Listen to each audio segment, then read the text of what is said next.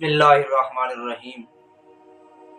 मेरे दोस्तों और बुजुर्गों, अजीज नौजवान साथियों, अलामात क़ियामत और दज्जाल से आने से पहले पहले क्या कुछ होगा, इनके मुतालिक मैं बयान कर रहा था। स्टेप पर स्टेप आप लोगों को आगाह कर रहा था। वजह उसकी सिर्फ ये है कि बयान करने की कि इन चीज़ों को सुनकर समझकर अल्लाह के दीन की तरफ आ जाएं, और बजाय गाने बजाने और सुनने के यही हदीसें सुनकर अपने घर वालों को सुनाकर दीन पर चलने वाले बन जाएं। तो आइए आप सल्लल्लाहु अलैहि वसल्लम के प्यारे सहाबी हजरत सौबान रज़ी अल्लाह ताला अन्हु जो कुछ नबी करीम सल्लल्लाहु अलैहि वसल्लम से सुनकर हमें बयान करते हैं, हम आपको वही सुनाते हैं।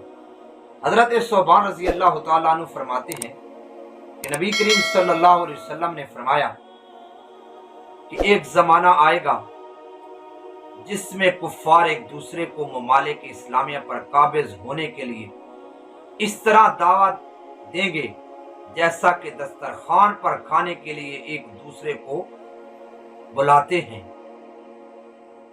क्या हजरत सौबान रज़ी अल्लाह ताला अन्हु जो कुछ बयान कर रहे हैं और नबी करीम सल्लल्लाहु अलैहि वसल्लम जो कुछ बता रहे हैं, क्या यही सूरत अब इसके अंदर आ चुकी है कि नहीं आ चुकी?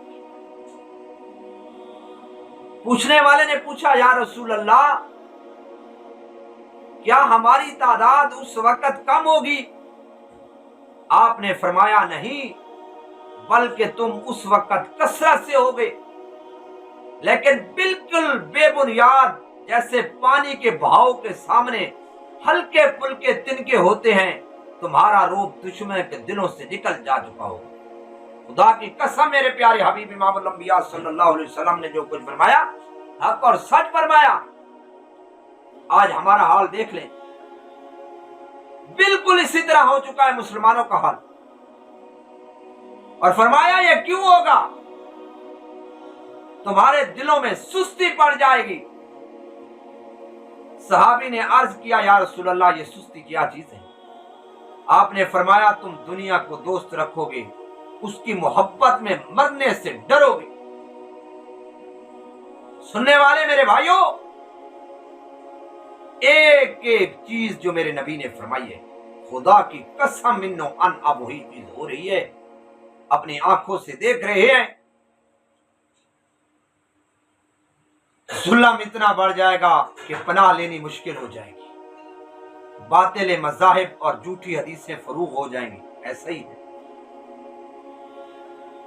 फरमाया, ये निशानियां जब आम हो जाएंगी तो ईसाई बहुत से मुल्कों पर कब्जा कर लेंगे। आप ईसाइयों को देख लो, हर जगह पर फैल चुके हैं और मुसलमान उनके ऊपर चढ़ाई कर रहे हैं। खासकर गजा के मुसलमानों का हाल देखो, पानी की बूंद के लिए तरस रहे हैं। और हम लोग क्या कर रहे हैं? हमारे पास तो सिर्फ इतनी फुर्सत नहीं है कि हम उनको देख लें, बल्कि हम तो इस चीज में लगे हुए हैं कि टिकटॉक कैसी बनानी है, इंडिया के गाने पीछे कैसे लगाने हैं, फिर उनको कैसे आगे फैलाना है। मेरे दोस्तों, याद रखो, मर जाना है और मरने के बाद अल्लाह के सामने हाजिर होना है।